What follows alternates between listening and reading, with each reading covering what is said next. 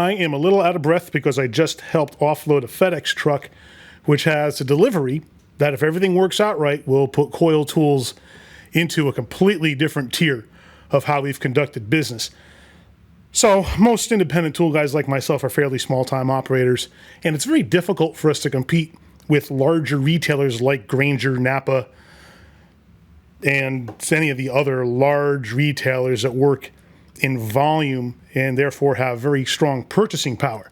But we just struck a deal directly with an overseas manufacturer of disposable nitrile gloves. And our first order from them was an order of sample gloves, and they sent us a 50-pack of 8 mil thick orange nitrile gloves. That's these right here. They have the diamond pattern on them. And I got the sample order because I wanted to see if these gloves would be adequate, how well would they stand up against the ones that we normally sell. And I got a chance to pass out these sample gloves to customers who all gave me positive feedback. And the question I posed to them was, if I could sell you these gloves at a significant discount from what you're currently buying from, would you buy them? The answers were resoundingly yes. And it gave me a chance then, with some brand new pricing, to go talk directly to shop owners and even corporations about supplying them with these gloves for less than what they're currently paying for gloves now, because everyone else I know of buys through a distributor. And when you do that, there's a whole layer of people who need to get paid. I'm going directly from the factory in China, which means I don't have to pay a distributor in the middle. I have to pay exporters and importers on either end, but that's all part of the cost of these gloves, and I can get them all at a significant discount from what I'm currently buying my gloves for through a U.S. distributor. So I just got a sample order of about 480 100-count boxes of gloves. And the goal here is to see what's it like to order from this company with any kind of volume, how long does it take to get the order here to my door, and how much room is it going to take to store these items, and how well can we then scale up for what I anticipate to be a lot of orders based on who I already have agreements with. And if this works out well for us, then we're going to be moving thousands of boxes of gloves every month based on the conversations and agreements that I have a handshake deal with right now. All that is subject to change, obviously, but first step was to see if we could get gloves here to the door in a reasonable amount of time, see what that time is, and that allows us then to plan for future orders, because it took 90 days from the day we ordered to the day they got delivered. Understanding that I'm going to have to know, when do I place the next order in order to keep my customers happy if they're buying at a particular rate. So we've got to do a bit of a math calculation there to figure out just exactly what that is. But for now, we just got the order in. I haven't yet opened the cases to see what's in there. So the next step, now that we know we can get the boxes to get the gloves to the door, I got to open up and see, did they get the order right? Did they send us exactly what we ordered? And if there's any kinds of problems, what is it like to reconcile it working with a company directly in China? So let's go out to my garage where I have 30 cases of gloves stored out there. Let's dig in and see what we got.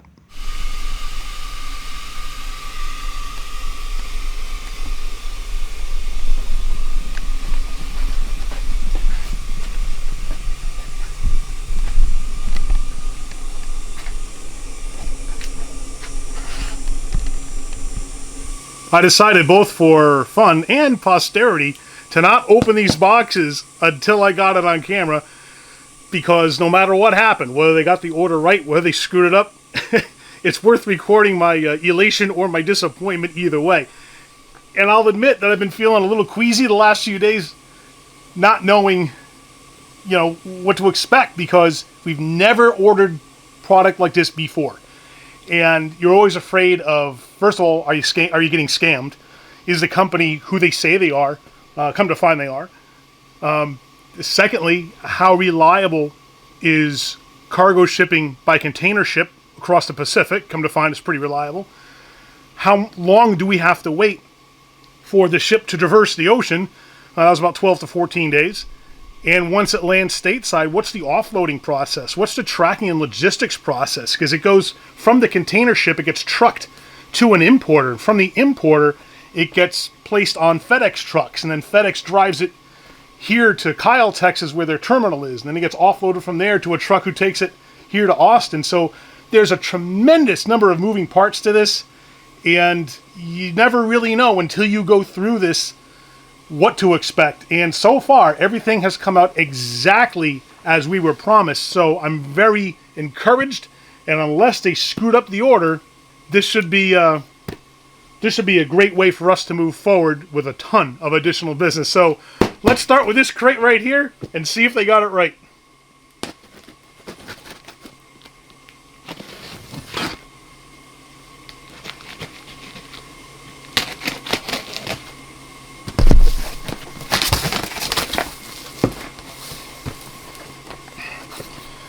As advertised, and as I ordered, 100 count of orange nitrile gloves, and they mark the size right there on the side of the package.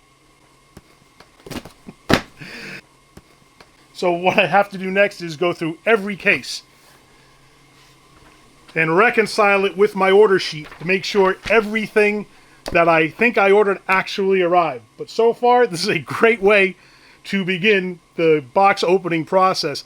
I'm not going to bother you with opening all the rest of the boxes or with showing you a goofy time lapse of everything that's going on, because you open one box, you know, hopefully it means we've opened them all. So I am so over the moon right now to know that this guy made it safe and sound all the way from a factory in China right here to my door. So I'm going to go through all the rest of these boxes, reconcile everything in my slip here, and then I'll meet you back inside to let you know how it all came out.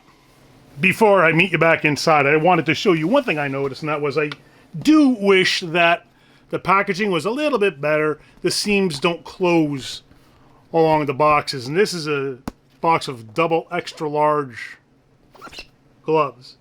So it's going to take up more space than usual, but you know, a strip of glue along there would have gone a long way to make this a little more presentable to my customer. It's not a huge deal. It's not a deal breaker, but I was just hoping for a little bit better packaging. As it is, it's not bad. I mean, the boxes aren't falling apart or anything, but you know, you hope to put as good a face on this as possible. I just wish that the presentation were a little bit better, but I've gone through a bunch of the boxes already. Everything seems to be accurately marked. All the sizes are on the outside of these cartons. So I've just done some sample checking, and it seems that everything that's marked on the outside of the carton is correct for the contents inside the carton. So just a little while more to go around on these, and just to check quantities are all there, and then I'll meet you back inside. Man, is it hot outside, and sitting in the hot box that is my garage, I sweated it out pretty good as I checked every carton and looked at all the quantities that came in for the order. I had to keep a tally sheet here of everything that was in there, and I am happy to report that to the box, the order was 100% correct. So these things pass through a lot of hands to get to my door. A ton of logistics are involved, stuff I can't even quite comprehend. I'm just relieved that it all came out okay. I sent an email to the contact of my largest account who's going to be getting the large sample order of gloves, and he emailed me back saying that he'll take the delivery on Wednesday, and today's Monday. So 2 days from now, I'm going to be dropping off about 200 boxes of gloves to my largest customer. And if they're pleased with the gloves, then they'll order for me on the regular. And if they do that, then their orders for me are going to increase my total business by about 30% per month. That one glove customer is going to have that profound an effect on my total business. Now, if you're thinking that I got to tap the brakes because I don't want to put all my eggs in one basket, I hear you. But here's the thing. Even if this whole glove thing goes boots up, I'm no worse off than I am today, because I'm not doing gloves instead of tools. I'm doing tools with the glove business that I hope takes us to the next level. So here's to hoping. So far, so good, and I can't wait to start getting these gloves in the hands of all the customers that committed to buying them in quantity from me. So hopefully great things are coming in the very near future, and I will be sure to keep you updated on that, as well as all the other things that we got going on around here, including the regular tools in the haul videos, air tool repair videos, and of course the firearms content that I put in the tool haul after dark segments. So do me a favor, click down here now to subscribe so that you don't miss any of it. Thank you so much for watching, and remember, use a tool. Don't be one.